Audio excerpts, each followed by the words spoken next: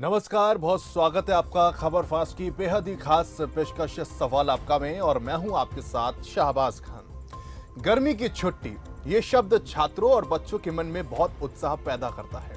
ये साल का सबसे गर्म मौसम है, लेकिन बच्चे इसे पसंद करते हैं क्योंकि ग्रीष्म ऋतु अपने साथ स्कूल की एक लंबी छुट्टी लेकर आती है। कक्षा और होमवर्क से दूर होने का एहसास ही बच्चों को खुश कर देता है। बच्चों के लिए गर्मी की छुट्टी दिलचस्प और मजेदार है क्योंकि उन्हें सर्फिंग, आइसक्रीम खाने, गायन, कला और अपने अलग अलग शौकों को आजमाने जैसी बहुत सी चीजों का आनंद लेने का मौका मिलता है। लेकिन अक्सर हमने देखा है कि अपने शौक को पूरा करने के साथ बच्चों पर होमवर्क का प्रेशर भी रहता है। लेकिन हरियाणा में गर्मी की छुट्टियों का इंतजार कर रहे छात्रों के लिए राहत भरी खबर है। खबर यह है कि अब बच्चों को बड़ों के संस्कार सीखने का मौका मिलेगा। कोरोना महामारी के बाद से गर्मी की छुट्टियों में 9वीं से 12वीं तक की कक्षाएं चालू रहती थी, लेकिन इस बार गर्मी में किसी भी कक्षा की क्लास नहीं लगेगी। हरियाणा शिक्षा विभाग इस बार प्राइमरी स्कूल के बच्चों को गर्मी की छुट्टियों में बड़ी राहत देने की तैयारी में है। 1 जून से 30 जून की छुट्टी के दौरान इस बार प्राइमरी स्कूल के बच्चों को होमवर्क नहीं दिया जाएगा। शिक्षा विभाग ने कुछ पॉइंट्स तैयार किए हैं जिसमें छात्रों के एक्सपीरियंस लर्निंग पर जोर दिया गया है। प्राइमरी स्कूल के बच्चों को ये लर्निंग घर के सभी सदस्यों के साथ मिलकर करनी है। इसके साथ ही मोबाइल से दूर रहने के भी निर्देश दिए गए हैं। छुट्टियों को 4 सेक्शन में बांटा गया है, जिसमें किचन के मसाले, फल सब्जियों के नाम से लेकर खेल और खिलाड़ियों के बारे में जानकारी भी शामिल है। ग्राफिक्स के माध्यम से हम आपको बताएंगे।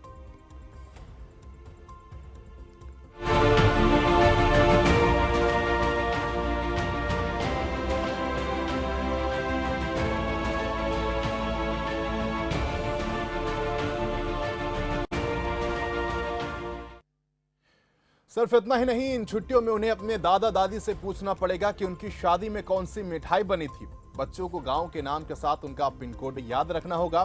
घर की रसोई में रखे मसालों को छूकर और सूंघ कर देखना होगा। अखबार, टीवी, नहाने के साबुन, रिफाइंड तेल, पेय पदार्थ और घर में रखी चीजों की सूची बनानी होगी।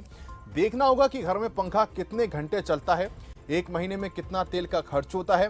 और इन सब कामों का रिकॉर्ड रखना होगा। और ऐसे में स्कूल के शिक्षकों को भी हिदायत दी गई है कि वो समय समय पर बच्चों के बारे में उनके परिजनों से फीडबैक लेते रहें। तो ग्राफिक्स के माध्यम से अब मैं आपको बताता हूं कि क्या क्या जो सेक्शन में बांटा गया है उसके तहत काम क्या बच्चों के लिए बांटे गए।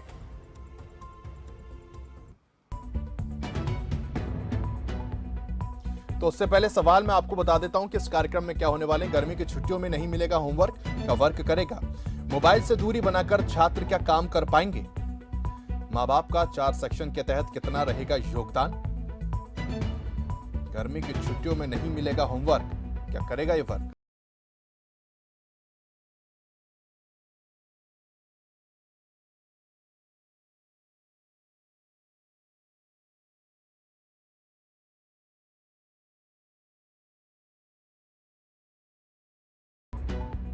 तो आज आप भी पूछ सकते हैं। हमारे साथ 2 गेस्ट, 2 मेहमान भी जुड़ेंगे। उनसे आप तमाम सवाल पूछ सकते हैं कि जिस तरीके से सरकार का ये फैसला लिया गया है कैसे देखते हैं आप, और कितना आसान रहेगा, कितना इजी रहेगा। सेक्शन के तहत क्या इससे बेस वाकई मजबूत होगा। मोबाइल फोन का हम देखते हैं कि अक्सर बच्चे इस्तेमाल करते हैं, क्या उसका उपवास रखना वही रहेगा इस बार बच्चों का। और क्या सिर्फ बच्चों के साथ माँ बाप भी इसको कर पाएंगे। माँ बाप के लिए कितना अहम रोल यहाँ पर हो जाएगा, आप में एक बड़ी बात है। सरकार की मंशा तो ठीक है, लेकिन क्या इसे इंप्लीमेंट पाना कितना आसान रहेगा ये समझना होगा। तो बता दें आपको कि 4 सेक्शन के तहत इसको बांटा गया है।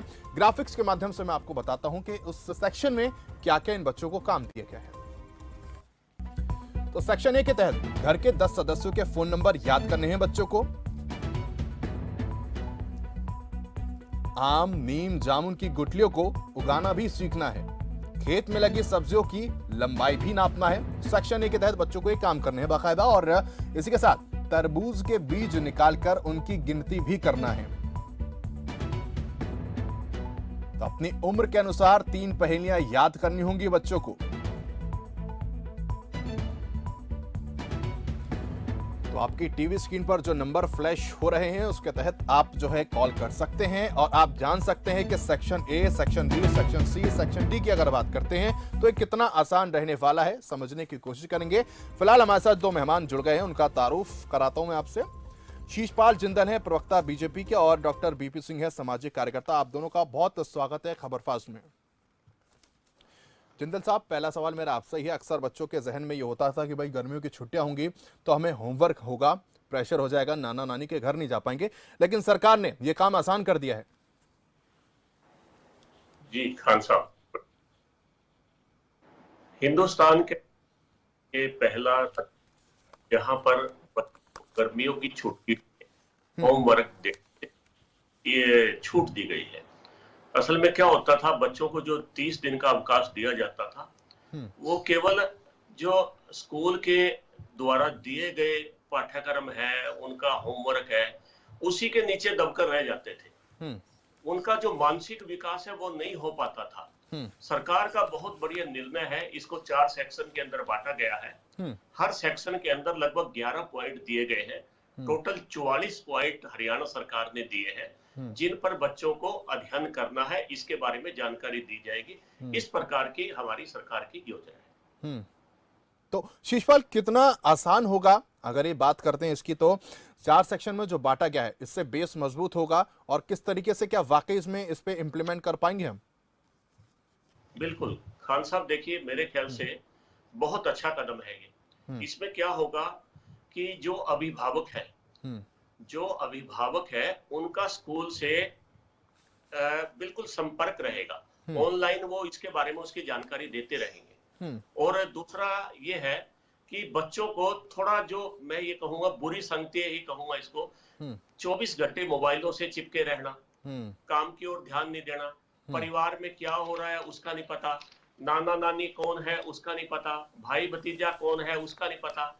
मतलब शुरू से ही बच्चों पे इतना ज्यादा मानसिक और शारीरिक इतना दबाव पड़ जाता था कि उसको पता ही नहीं कि उसके आपस में कौन है कौन नहीं है।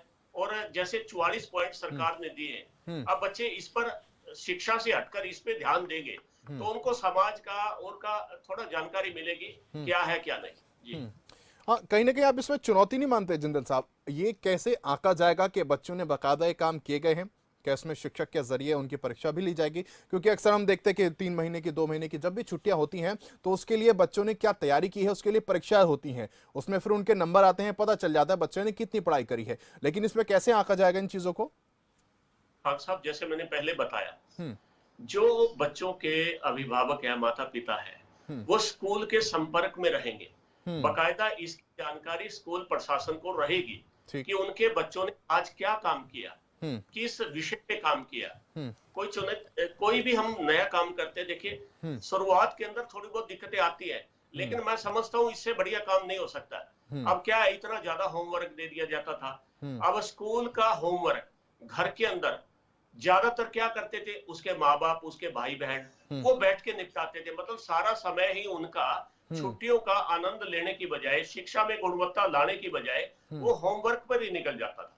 जी ठीक है। बीबी साहब, मैं आपसे जानना चाहूंगा सरकार के इस फैसले को कैसे देखते हैं आप?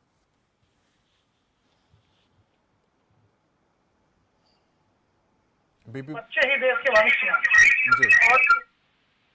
और बच्चों के लिए स्थिति ऐसी थी कि उनके ऊपर।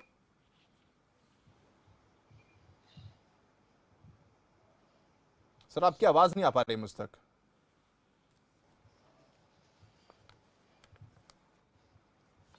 ठीक है, जिंदल साहब आपकी ओर आना चाहूंगा। अक्सर हम देखते हैं बच्चे जिस तरीके से कोरोना के टाइम की अगर हम बात करें, बच्चों ने फोन का इस्तेमाल कर दिया था। तो क्या अब आपको लगता है कि वाकई इसमें जिस तरीके से बच्चों को ये हिदायत दी जा रही है, ये एहतियात बरतने की कोशिश की जा रही है, माँ बाप का भी इसमें अहम रोल हो जाता है? माँ बाप की कितनी अहम भूमिका यहाँ पर हो जाती है, क्योंकि संस्कार जो होते हैं हमें बड़े बूढ़ों से ही मिलते हैं?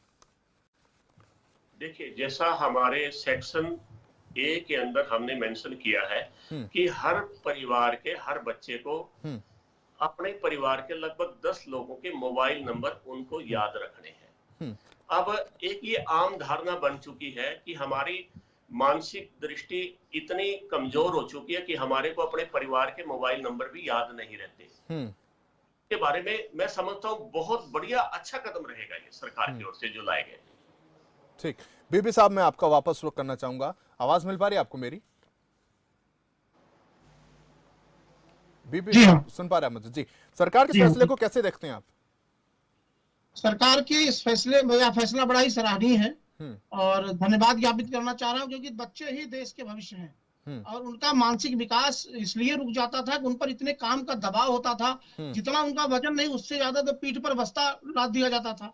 हम्म पहले के जमाने थे कि दादी की कहानियां हम्म नहीं रही, हम्म वो कागज की कश्ती, वो बारिश का पानी, बुढ़िया जिसे लोग कहते थे नानी, सारी चीजें से बच्चे दूर होते जा रहे थे क्योंकि काम का इतना दबाव था। तो सरकार का बड़ा ही सराहनीय कदम है। हम्म और जो 4 सेक्शन में बांटा गया है, हम्म उससे सबसे बढ़िया है कि बच्चे ये समझेंगे कि खेत में क्या हो रहा है, दरवाजे पर गाय भैंस है उसका क्या है, कितने रिश्तेदार हैं, कितना मोबाइल नंबर याद करने के लिए 10 है। तो धीरे धीरे हम्म धीरे धीरे जो सांस्कृतिक विकास हमारे देश की है, हम्म और वो जो है हम्म बच्चों के साथ आगे बढ़ेगी, क्योंकि सामाजिक विकास में बच्चों का ही सबसे बड़ा योगदान होता है। ठीक बच्चे ही देश के भविष्य हैं, इसलिए सरकार का बड़ा ही सराहनीय कदम है। ठीक। सिंह साहब, एक दर्शक मेरे साथ जुड़ गए, राजन। राजन, बहुत स्वागत है, जल्दी से अपना सवाल रखिए। नमस्कार खान साहब। जी। सर ऐसा है, ये जो बच्चों को संस्कार की बातें बताई जा रही हैं, भी ऐसा करना चाहिए, तरबूज का ये करो, बच्चों के अपने रिलेटिव के नंबर याद करो, हम्म इसका मेन बच्चों का इस जुड़ाव से दूर होने का कारण है हम्म संयुक्त परिवार नहीं रहे अब। हम्म यदि संयुक्त परिवार होते हम्म तो पहले हम ये सारे काम हम करते थे। पहले हम्म मेरी 40 साल की एज है हम्म और 40 प्लस हूँ मैं, 44 ईयर्स का हो गया हूँ। हम्म हम ये सारे कार्य करते थे, लोगों से जुड़े होते थे, पड़ोसियों के साथ भी हम्म माँ बाप जैसा प्रेम था। हम्म मेरे घर के बाहर स्कूल है, वहाँ पे बच्चों का जो स्कूल का बैग का वजन है वो बच्चे के बैग के बराबर है, बच्चे के वजन के बराबर है। हम्म सिर्फ मोबाइल पर तो बच्चा इसलिए डिपेंड हो गया ना कि उसके पास खेलने के लिए बच्चे ही नहीं है, हम्म पास मतलब ज्वाइंट फैमिली नहीं है। हम्म। तो राजन, इसलिए आप वो क्या क्या वजह, मुख्य वजह क्या मानते हैं इन दूरियों की? मुख्य वजह है संयुक्त परिवार नहीं है, परिवार टूट गया। हम्म ये मेन कारण है इसका। हम्म संयुक्त परिवार होते थे, अब आप किसी को कहो कि ताई मासी, इनका तो नाम ही नहीं पता, आंटी का नाम पता है सबको। हम्म आंटी वर्ड बोलेंगे तो अपनी मासी को मासी नहीं बोलेंगे, वो आंटी बोलेंगे। हम्म। तो आप ताई का मानते तो हैं कि पता ये ही जो नहीं कदम किसको। उठाया गया है वो वाकई सराहनीय है और इस पे इम्प्लीमेंट सर करना आसान होगा? सर ऐसा है जी, जब तक बच्चे तो मोबाइल लेंगे जी यदि उनको खेलने के लिए, हम्म घर में खेलने वाला बच्चा नहीं मिलेगा। हम्म स्कूल में हम्म ये छोटे छोटे बच्चे जो हैं उनको एडमिशन देना, छोटे बच्चों को बिल्कुल 3-3 साल के बच्चों को एडमिशन दे देते हैं। बच्चा कम से कम 5-6 साल का हो, 6 साल का, उसके बाद फर्स्ट क्लास में, सीधा फर्स्ट क्लास में दाखिल होना चाहिए। हम इंडियन भारतीय संस्कृति की बात करते हैं, एक तरफ तो वेस्टर्न कल्चर को कहते हैं ना अपनाया जाए, अपने हिंदू धर्मों से जुड़ा जाए, दूसरी तरफ जो है उनको हम संस्कार ही देते हैं जुड़ने के। हम दो तरह की लाइफ जीना चाह रहे हैं, वेस्टर्न भी और इंडियन भी, ये पॉसिबल नहीं है। ठीक, बहुत शुक्रिया राजन। तो जिंदर साहब, सुना आपने कि हम वेस्टर्न भी अपनाना चाहते हैं और सारी चीजें करना चाहते हैं। सरकार कर रही है काम, ठीक है, लेकिन चुनौतियां परिवार में भी कई हैं। भाई सेपरेट रहते हैं, कैसे हो पाएगा? खान साहब, बहुत अच्छा इनका प्रश्न था राजन जी का। मैं इनकी बात से सहमत हूँ कि आज के बच्चे ये नहीं जानते उनके दादा दादी चाचा बुआ कहाँ रहते हैं, कौन है कौन नहीं है। यही तो हमारी सरकार का मेन उद्देश्य है कि बच्चों को इसके बारे में जानकारी मिले। सबसे बड़ी बात तो जो है परिवार नियोजन है, सीमित परिवार हो चुके हैं। जो लंबे नाते थे, चाचे चाचे कई होते थे, ताऊ कई होते थे, बहनें कई होती थी, अब वो क्या है, परिवार बहुत सीमित हो चुके हैं। इसी बारे में जानकारी देना ही सरकार का उद्देश्य है। और इसके बारे में जैसा राजन जी ने बताया, हमारी सरकार ने सेक्शन 3 के अंदर, सेक्शन सी के अंदर इस बारे में विस्तृत जानकारी दी है और शिक्षा विभाग के हर जिले के अंदर, हर ब्लॉक के अंदर इस बारे अवगत करा दिया गया है कि इस पर हम फोकस करें और बच्चों को ज्यादा से ज्यादा इस बारे जानकारी मिले। जी ठीक। एक और दर्शक हमारे साथ जुड़ गए, प्रेम। प्रेम, बहुत स्वागत है, जल्दी से अपना सवाल रखिए। नमस्कार सर। जी नमस्कार सर, ये इसमें दो मत नहीं है कि संयुक्त परिवार होने से संस्कार आते हैं। दादा दादी हो चाहे नाना नानी हो चाहे माँ बाप हो, अभी तो माँ बाप के साथ ही बच्चे नहीं है। माँ बाप अपने नौकरी करने चले जाते हैं, बच्चों को दैया पे भरोसे छोड़ के जाते हैं, संस्कार कहाँ से आएंगे? 10 टेलीफोन नंबर याद करने से क्या उनकी उन्नति हो जाएगी? 20 गिनने से क्या उन्नति हो जाएगी? सर, ये जो प्रोग्राम बनाते हैं ये खाली भ्रमित करने के लिए बनाया गया है कि उनके ऊपर प्रेशर नहीं है। प्रेशर नहीं है, उनको भटकाया जा रहा है सर। प्रेशर कीजिएगा, उनको छुट्टी में काम मत दीजिए। आप दूसरी चीजें बताइए, राजनीति की चीजें जो टीवी पर आती है वो बच्चे देखते हैं। सुबह 8 बजे बच्चे खोल के बैठ जाते हैं टीवी, वो देख रहे हैं। मोबाइल आपने बता दिया कि यहाँ पे 200 मोबाइल के कारखाने हो गए और 140 करोड़ आदमियों के पास में मोबाइल पहुंच गए। सर ये सब बातें आती है टीवी पर, तो बच्चे कहाँ से मोबाइल छोड़ेंगे? सोचने की चीज है। नहीं, ये जिम्मेदारी भी तो किसी को उठानी पड़ेगी ना प्रेम, ये जिम्मेदारी भी तो किसी को उठानी पड़ेगी, और वो जिम्मेदारी कौन उठाएगा? जिम्मेवारी कहाँ से उठेगी सर? खाली हर बार में यही बात आती है कि जिम्मेवारी माँ बाप उठाए।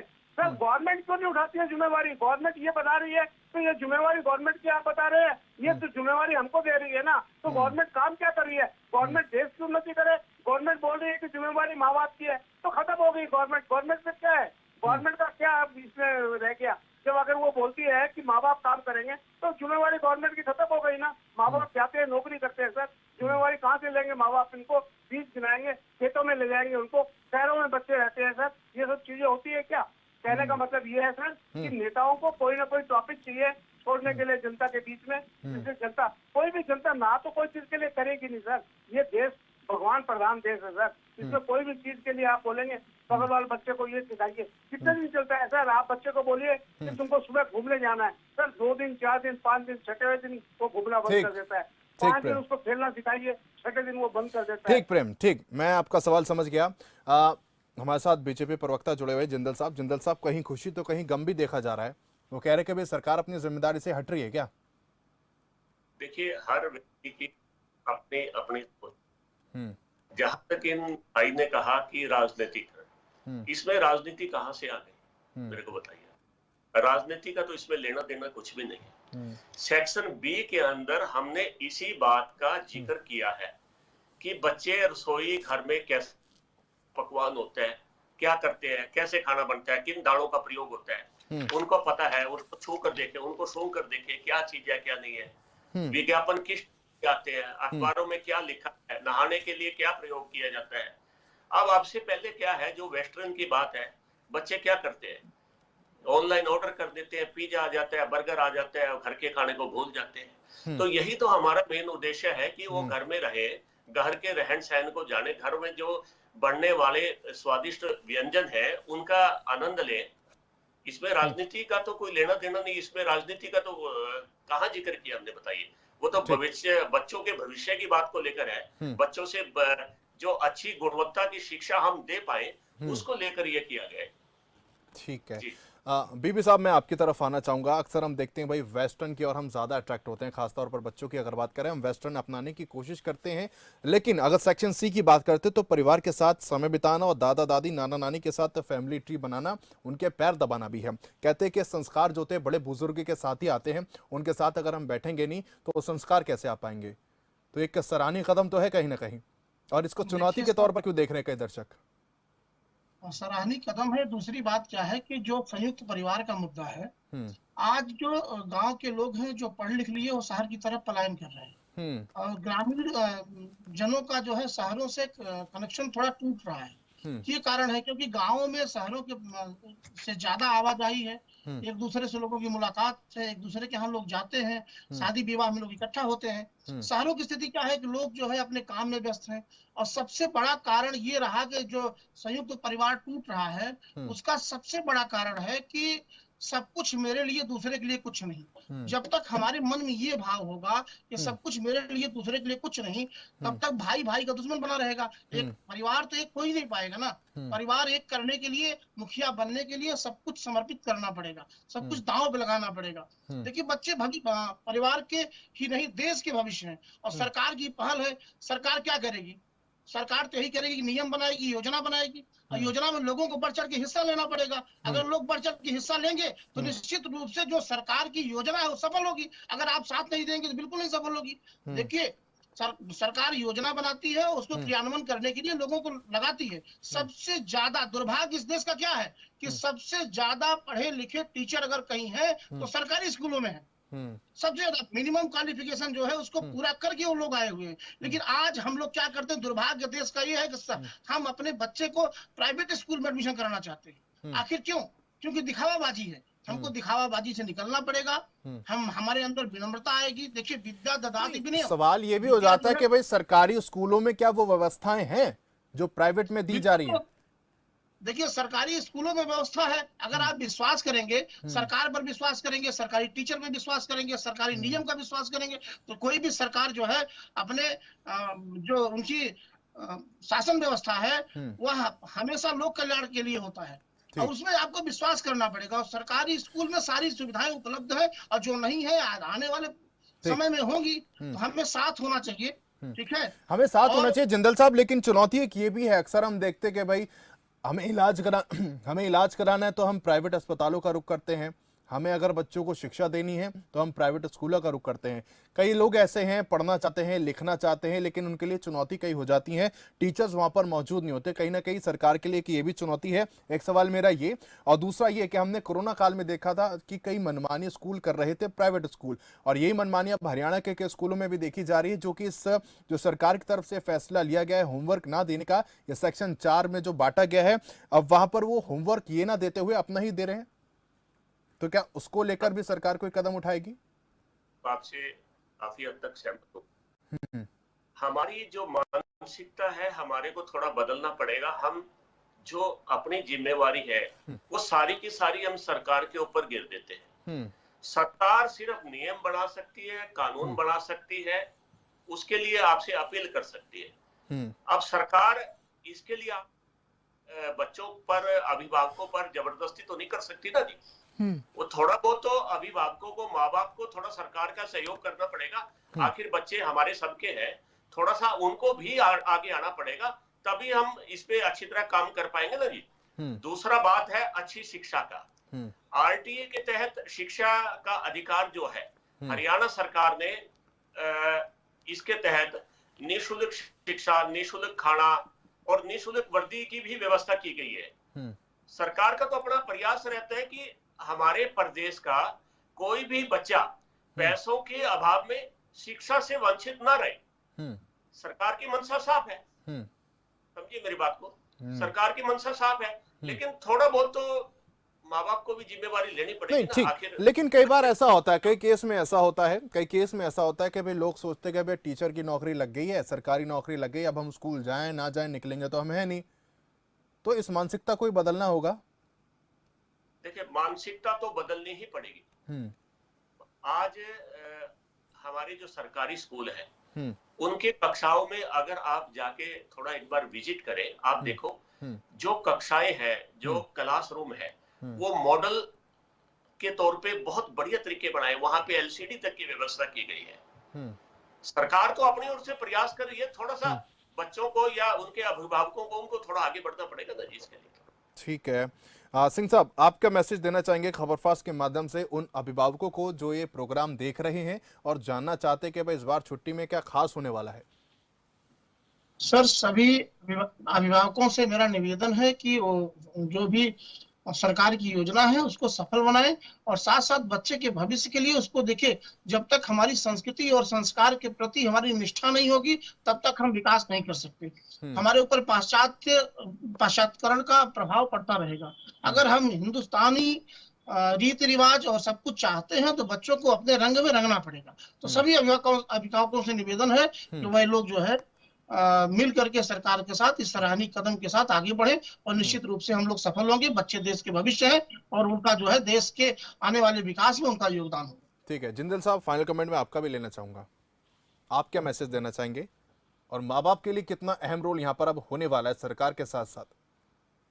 देखिए बच्चे अगर 30 दिन तक घर पर रहेंगे, उनका जो होमवर्क का वो वजन हटेगा। अब बच्चे क्या सीखेंगे, वो ये सीख पाएंगे कि उनके जो लोकल विधायक है उनका क्या नाम है, हमारे जो मंत्री हैं उनका क्या नाम है, हमारे राज्यपाल क्या नाम है, प्रधानमंत्री जी कौन है, अगर प्रधानमंत्री जी जो कोई है वो किस विषय पे काम कर रहे हैं, हमारे देश के लिए क्या काम कर रहे हैं। ठीक सर, देश क्या प्रगति की ओर जा रहा है, प्रदेश प्रगति की ओर जा रहा है। तो मैं बच्चों को यही एक संदेश देना चाहूंगा, उनके अभिभावकों कि जो ये सरकार ने योजना लागू की है इसको व्यर्थ पे ना जाने दे, इसका भरपूर लाभ उठाए। हमारे 24 घंटे जो भी है शिक्षा विभाग के दरवाजे या हरियाणा सरकार के दरवाजे, कोई सुझाव हम उनका वेलकम करेंगे जी। ठीक, बहुत शुक्रिया आप दोनों का इस चर्चा में शामिल होने के लिए। मेरे साथ हमारे साथ 2 दर्शक जुड़े थे और तमाम जो चीजें सरकार की तरफ से कदम उठाए जा रहे हैं शिक्षा को बेहतर बनाने के लिए और बच्चों का प्राइमरी स्कूल के जो बच्चे उनका बेस मजबूत करने के लिए, लेकिन यहाँ पर अहम ये हो जाता है कि परिवार में होने के नाते, माता पिता होने के नाते हमारी भी कुछ जिम्मेदारी बनती है। हालांकि इस फैसले से कहीं खुशी तो कहीं गम देखा जा रहा है, लेकिन कुछ जिम्मेदारियां हैं जो माँ बाप होने के नाते हमको भी निभानी है और सरकार भी आपसे यही अपील कर रही है। बहरहाल मेरे साथ आज इस खास कार्यक्रम में सिर्फ इतना ही। तमाम बड़ी खबरों के लिए देखते रहे खबर फास्ट। मुझे शाहबाज खान को दीजिए इजाजत। नमस्कार।